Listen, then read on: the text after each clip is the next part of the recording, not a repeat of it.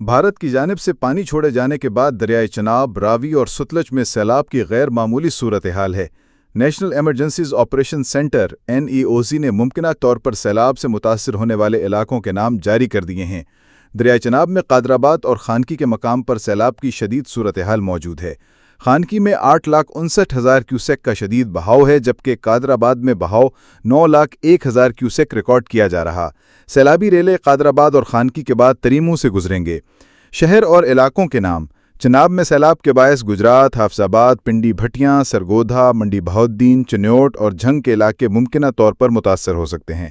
دریائے راوی میں جسر کے مقام پر 1,39,000 کیوسیک ریلے کے ساتھ سیلاب کی صورتحال برقرار ہے، جبکہ شادرہ کے مقام پر پہنچتے ہوئے سیلابی ریلا تقریباً 1,64,160 کیوسیک ہو چکا ہے۔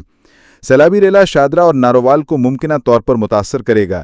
شادرہ کے مقام پر لاہور میں کوٹ منڈو، جیا موسا، عزیز کالونی، قیصر ٹاؤن، فیصل پارک، ڈیر اور کوٹ بیگم کے علاقے متاثر ہو سکتے ہیں۔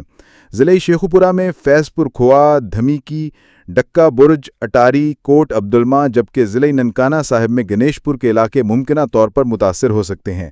ضلع خانہ نال میں غوث پور، میاں چنو، امید گڑھ، کوٹ اسلام اور عبدالحکیم کے علاقوں کو بھی سیلابی ریلیں متاثر کریں گے۔ دریائے ستلج میں گنڈا سنگھ کے مقام پر اس وقت تقریباً 2,61,000 کیوسیک سیلابی ریلا گزر رہا ہے۔ سیلابی ریلے کے باعث گنڈا سنگھ کے نشیبی علاقوں میں سلیمانکی میں بھی بہاؤ میں تیزی آ چکی ہے، جہاں اس وقت تقریباً 1,09,000 کیوسیک بہاؤ موجود ہے۔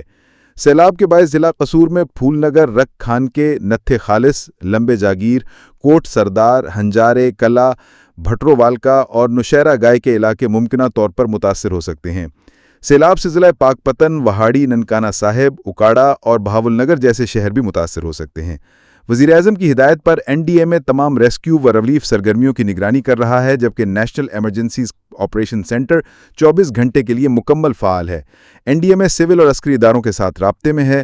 دریاؤں کے کناروں اور واٹر ویز پر رہائش پذیر افراد فوری طور پر محفوظ مقامات پر منتقل ہو جائیں، مقامی انتظامیہ کی ہدایات پر فوری عمل کریں اور ہنگامی حالات میں امدادی ٹیموں سے رابطہ کریں۔ سیلاب زدہ علاقوں میں غیر ضروری سفر سے مکمل گریز کریں۔